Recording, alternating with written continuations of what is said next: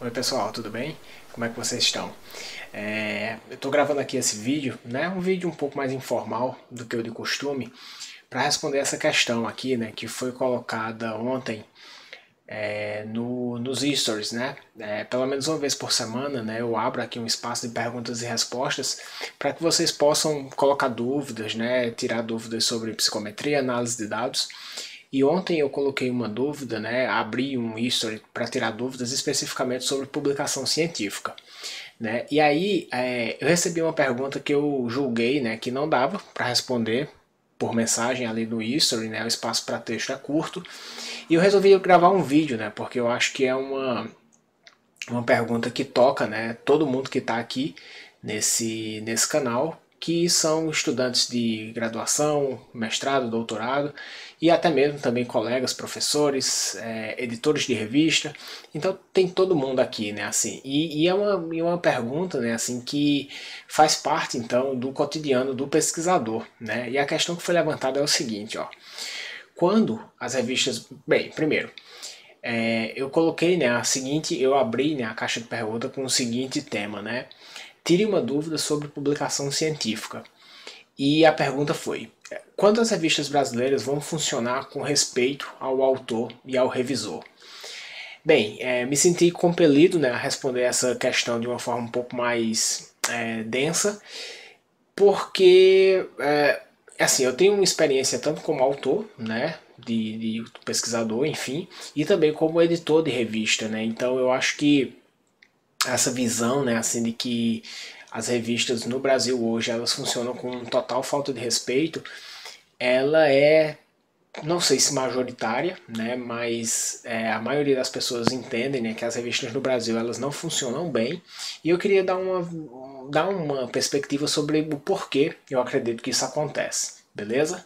Então, pessoal, sim, eu acho que as revistas no Brasil elas têm um tempo de tramitação um pouco mais demorado, né, do que as revistas internacionais. E eu sei que tem muitas revistas que o atraso chega a ser quase que inaceitável, né? E alguns poucos casos, né? Alguns casos de uma quantidade menor, atrasos realmente inaceitáveis. E eu queria abordar um pouco, né, assim, essa questão de como funciona, né, a editoração científica no Brasil.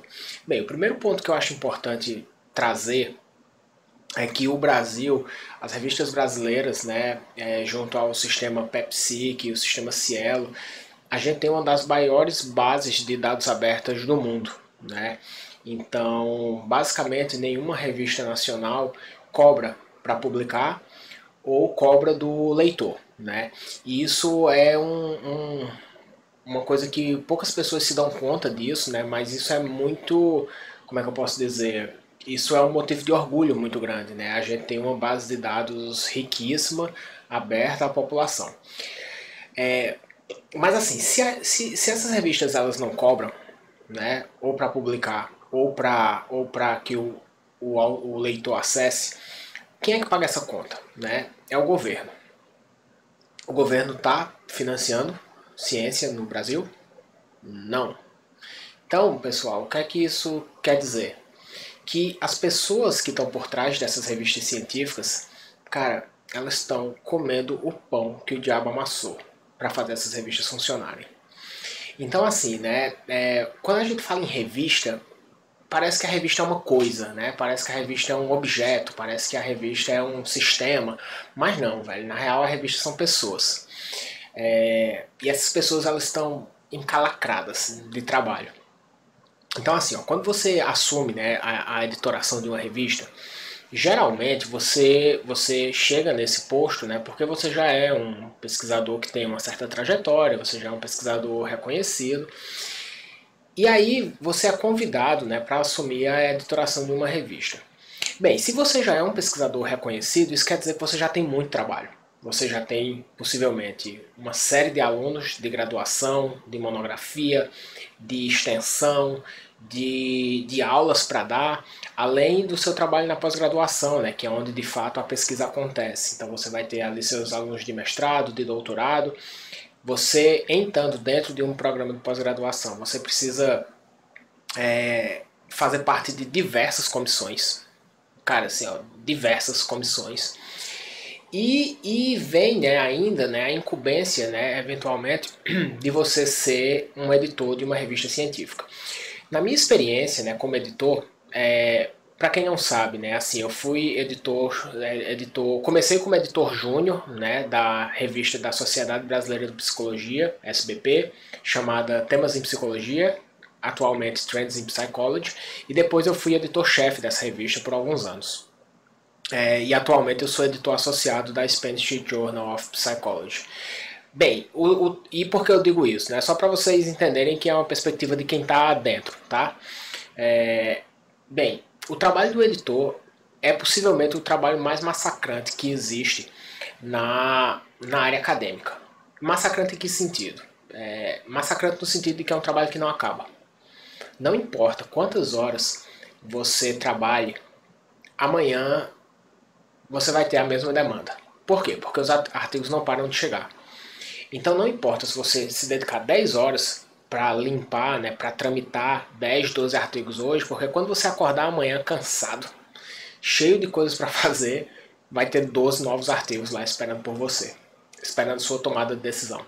Então o trabalho de editor científico no Brasil, ele é um trabalho de enxugar gelo, no sentido de que quanto mais você trabalha, mais trabalho vem. E é uma perspectiva ainda muito curiosa nessa, porque se você trabalha muito bem, a sua revista passa a ficar reconhecida como uma revista boa, uma revista ágil. E aí o que é que acontece? Você começa a receber muito mais artigo. Então é uma bola de neve, né? E dito isso, pessoal, assim, é importante vocês saberem que o editor de uma revista científica, ele não ganha absolutamente nada. Zero. Nada. A área acadêmica, na verdade, é uma das poucas áreas onde quanto mais você trabalha, menos você ganha. Pelo contrário, né? Se você é muito envolvido, muitas vezes você tem que gastar para trabalhar. Seja para ir para congressos, seja para pagar uma tradução, seja para, enfim, subsidiar coleta de dados da pesquisa da monografia do seu aluno. Enfim, é uma área que quanto mais você trabalha, menos você ganha. Então, assim, isso é um ponto que eu já queria destacar aqui nessa minha fala, é que todo mundo, aqui no Brasil pelo menos, que está fazendo essas revistas científicas funcionarem, eles estão trabalhando de graça. Eles estão fazendo um favor. Né? Esse favor ele pode ser bem feito, ele pode ser mal feito, mas é um favor. E aí, assim, eu tenho muita dificuldade assim, de julgar, né, o trabalho dessas pessoas, no sentido de dizer assim, ah, você não está trabalhando direito, ah, você não tá fazendo a revista funcionar, não sei o que tal, é difícil. Beleza? É muito difícil. Como eu falei, né, no começo da minha fala aqui, a ciência no Brasil hoje ela não tem verba, né, para fornecer para as universidades. Então, assim, hoje em dia, uma revista científica ela pode ter duas origens. A primeira pode ser uma revista de uma sociedade, né, e aí essa revista ela vai ter um pouco mais de recurso, como era o caso da revista da SBP, né, da Sociedade Brasileira, que eu fui editor-chefe. A gente tinha recurso, então assim, eu tinha uma equipe para trabalhar, eu tinha uma secretária, eu tinha a pessoa que fazia a editoração do PDF, né, transformava aquele textinho em um Word que vocês mandam para aquele formato em PDF que vocês leem. Tem a pessoa também que corrige as normas, né, algumas questões de estruturação de texto e tal. Então, nesse caso, eu tinha uma equipe para trabalhar. Mas existem várias outras revistas que dependem de dinheiro público para fazer isso funcionar. Como, por exemplo, revistas de programas de pós-graduação das universidades federais, por exemplo, estaduais, né? Ou até mesmo, né, revistas de universidades privadas que não têm um financiamento, né, da universidade. E acreditem, isso acontece. Né? Um editor, quando uma revista quando surge, muitas vezes ela surge pela paixão do editor, né? O cara diz assim, pô, eu quero fazer uma revista de uma determinada área, eu acho que a psicologia brasileira poderia se beneficiar se tivesse uma revista assim. E aí essas pessoas que são apaixonadas por pesquisa, elas compram a briga, criam uma revista, mas uma revista é muito caro, né? É caro manter uma revista, porque olha só, você precisa pagar a pessoa que faz a editoração do PDF, a pessoa que faz uma revisão de normas, alguma coisa relacionada à revisão de normas, você precisa pagar uma empresa para fazer a marcação, né? Muita gente não sabe o que é marcação, mas marcação é fazer com que cada linkzinho daqueles que vocês apertam e que funciona, PDF em português vai para o artigo em português, em inglês vai para o artigo em inglês, você clica no número, vai para a referência. Tudo isso é uma marcação e é uma empresa que faz isso, então é caro. E tem muitas universidades que não pagam para fazer isso acontecer. E aí, pessoal, assim, quando as revistas elas não têm, olha só, preste atenção nisso. Quando as revistas elas não têm um financiamento público, ou um financiamento da própria instituição privada que vai dar conta dessas tarefas, o editor, muitas vezes, ele é o responsável por checar as normas, checar referências, corrigir o português, o editor que eu falo, né, a equipe editorial como um todo. Checar o português, fazer uma revisão, e, enfim, é um trabalho árduo, muito, muito árduo. Então, assim, tem algumas questões aí, né, assim, que eu acho que muitas vezes quando a gente está do outro lado, né, assim, a gente não percebe, né, assim, mas eu conheço, né, uma revista aqui no Brasil, ela é uma revista A1, tá? É uma das primeiras revistas A1, né, que chegou aí a alçar esse patamar e tal. É uma revista que conhecida assim por dar muito problemas e tal. E a editora dessa revista, como era uma revista que não tinha recurso, a editora dessa revista, a pessoa que editorava essa revista, ela lia artigo por artigo para poder ajeitar um pouco a correção do português, para ajeitar um pouco as normas, para ver quais eram as referências que não estavam faltando. Por quê? Porque essa revista ela não tinha secretário, porque não tinha dinheiro.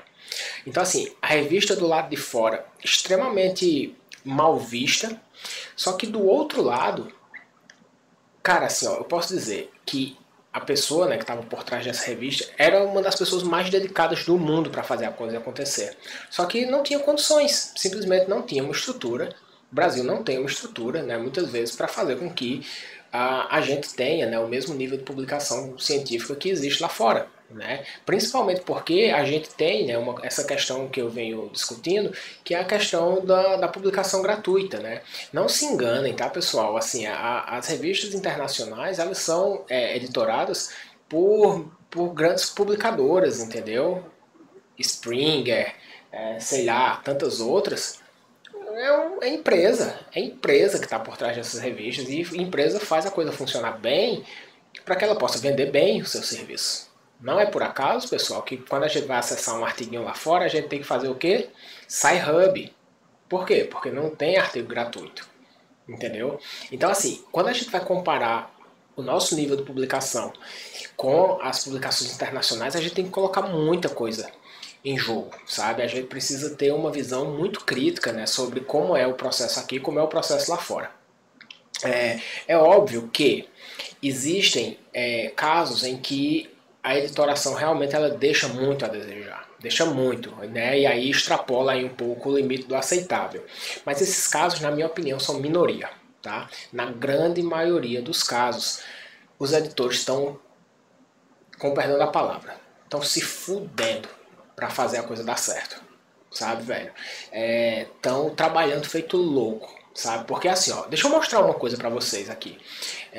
Quando eu saí, né, da Temas em Psicologia, né, que na época a gente já tinha feito a transição pro nome Trends in Psychology, eu fiz uma retrospectiva, né, eu ia fazer uma apresentação para a Sociedade Brasileira de Psicologia e eu fiz uma retrospectiva um pouco do que tinha acontecido durante os 4 anos que eu fiquei lá, mais ou menos, né?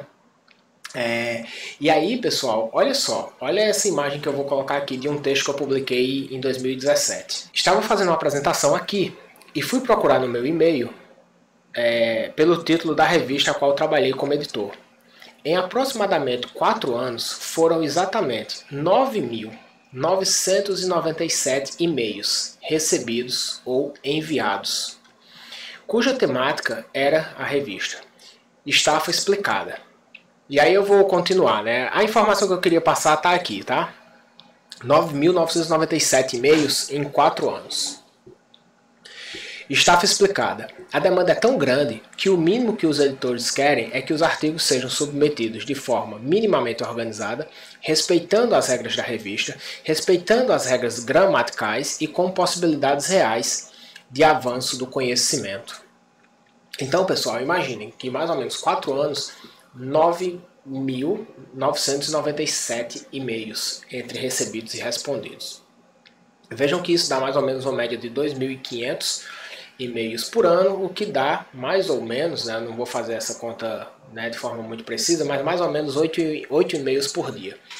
Isso significa, né, que se chega na sexta-feira, né, você sai da sua aula, você sai da sua orientação, você chega em casa, vai brincar um pouco com os seus filhos, no sábado e domingo você não quer trabalhar.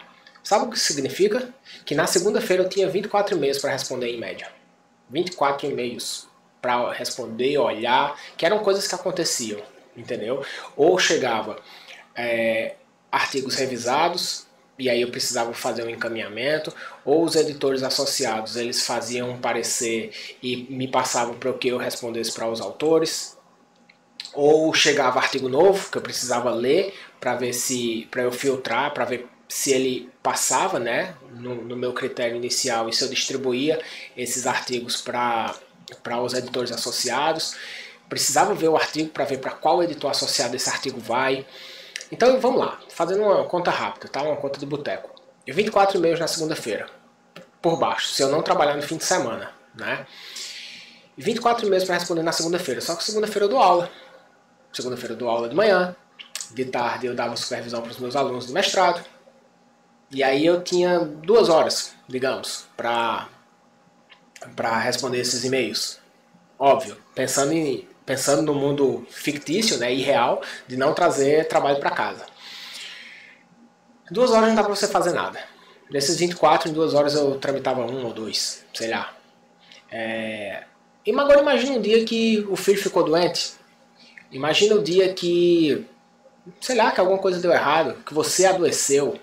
Resumindo, assim, tudo isso que eu estou querendo dizer, pessoal, é que o trabalho é insano. Mas, eu acabei me perdendo, né? Como eu falei, esse vídeo ia ser um pouco informal. Mas tem aqueles casos, pessoal, em que de fato, né, a tramitação ela é um pouco mais passa, né, do aceitável. E aí, assim, tá, tudo bem. Existem problemas aí, né? Assim, porque muitas vezes o editor de uma revista, ele eventualmente, isso não é frequência, tá? Geralmente quem está na editoração de uma revista científica o faz por vocação. Mas muitas vezes, também não é raro, não é a maioria das vezes, na minha opinião, mas também não é raro, essa pessoa ela tá lá dentro por obrigação, tá? Então, por exemplo, uma revista que é de um programa de pós-graduação de alguma universidade. Então, sei lá, revista do programa de pós-graduação em psicologia da universidade do, sei lá, alguma qualquer. Os professores que fazem parte desse programa de pós-graduação, e essa revista sendo do programa de pós-graduação, esses professores eles precisam se revezar na tarefa árdua de tocar a revista, né? E sim, vai chegar casos em que o editor, né, da revista, ele não tem a menor vocação, ele não tem o menor interesse, ele não tem o menor desejo, ele não tem o saco, ele não tem vontade, ele não tem nada que dê energia para ele trabalhar na revista. E aí, assim, acontece sim casos em que a revista fica um pouco abandonada, ou fica muito abandonada, né? Mas assim, é aquilo que eu falei, eu acho que esses casos são minorias, tá, pessoal? Eu acho que é importante, né, assim, quando você for submeter o seu artigo para uma revista, você ter mais ou menos uma ideia, né, de quais são as revistas que estão com melhores ritmos, melhores processos, né? Mas eu acho que a mensagem que eu queria deixar, assim, pessoal, é que assim, ó, eventuais demoras, né, atrasos, o tempo de demora que não lhe agrada, isso não é mau caratismo, não é falta de vontade, na maioria das vezes, né? Porque é muito fácil assim, você julgar levando a coisa para o lado do mau caratismo, né? Esses dias, né, agora há pouco, vou fazer um gancho só para vocês entenderem um pouco aí a questão da... Enfim, né, eu vou fazer uma analogia. Esses dias aqui no grupo do Facebook do bairro, né, onde eu moro, estavam se queixando porque os mercados tinham subido os preços dos produtos, né? E aí todo mundo lá, pô, mau caráter, vamos fazer uma, como é que se diz? Vamos fazer um boicote, não vamos mais comprar lá, o que é isso? Agora os preços estão assim e tal. E levando toda essa crítica, né, toda essa queixa para uma perspectiva de como se o dono do mercado, né, o dono do estabelecimento tivesse pensado ou subir os preços numa perspectiva só de que, haha, agora eu sou do mal, eu vou aqui aumentar o preço para ganhar mais. Cara, não é isso, velho. Tudo muda, sabe? Tem menos entregadores nas ruas, o serviço de entrega tá mais lento, tá mais caro. As pessoas que estão lá é, colhendo hortifruti diminuiu também. O cara lá na fazenda tá tendo problema de mandar para a cidade, esse produto fica mais caro.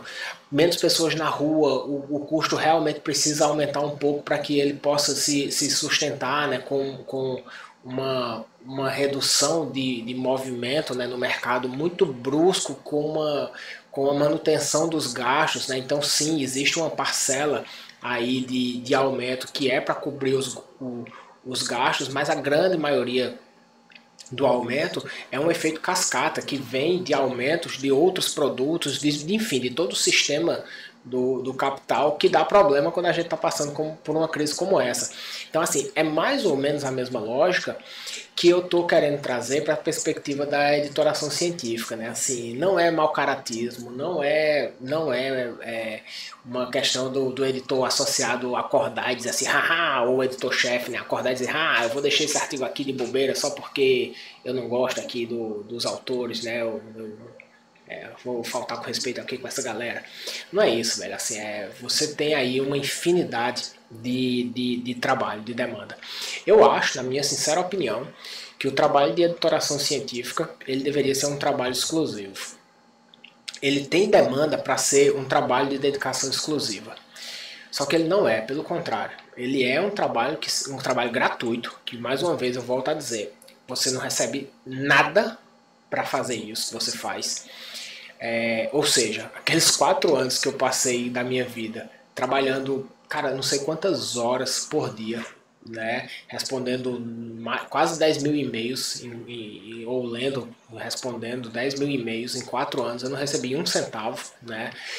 Então, assim, não tem, assim, outra explicação, né? Ou pelo menos, assim, a gente é pesquisador, né? A gente aqui no canal do Psicometria Online, a gente fala muito em fontes de explicação dos fenômenos, né, e tal. Então, o que eu diria é assim, ó, a variância explicada, né, do desfecho, que é a tramitação ruim no Brasil, ela é pouquíssimo explicada por falta de caráter dos editores, né? Ela é muito mais explicada por um sistema que não funciona, que não vai funcionar no curto prazo e que a minha perspectiva ela é uma tendência de piora. Né? Uma tendência de piora porque está todo mundo esgotado. Todos os profissionais que fazem parte da cadeia, eles estão esgotados. Desde o editor, os editores associados também, né, que recebem essa demanda de tramitar alguns artigos da revista, mas eles também são professores, também são pesquisadores, também estão em todas as comissões que eu falei, também precisam orientar os seus alunos do mestrado, graduação, tudo. Até mesmo também os revisores, né? Assim, os revisores eles estão cada vez mais rejeitando, né, essa tarefa, porque é uma tarefa que ela vem a se somar para um trabalho que já é muito precário. Né? O trabalho do pesquisador hoje ele é muito precário, assim, você precisa fazer muita coisa com muito pouco recurso e isso vai se somando. Então era isso, assim, eu acho que quando a gente pensa nessa questão, né, de que as revistas brasileiras elas não funcionam com respeito aos autores, eu acho que existem alguns casos em que de fato isso acontece, mas que eu discordo que isso seja a maioria, e eu queria só passar esse meu ponto de vista aqui de quem já teve do outro lado, né? E ainda tô, né? Agora numa pegada um pouco, um trabalho, uma demanda um pouco menor na Spanish, mas já tive também como editor-chefe e não poderia responder, né, essa questão sem defender meus colegas aí, que eu sei o trabalho que eles têm. Beleza? Era isso, pessoal. Fiquem bem e um grande abraço.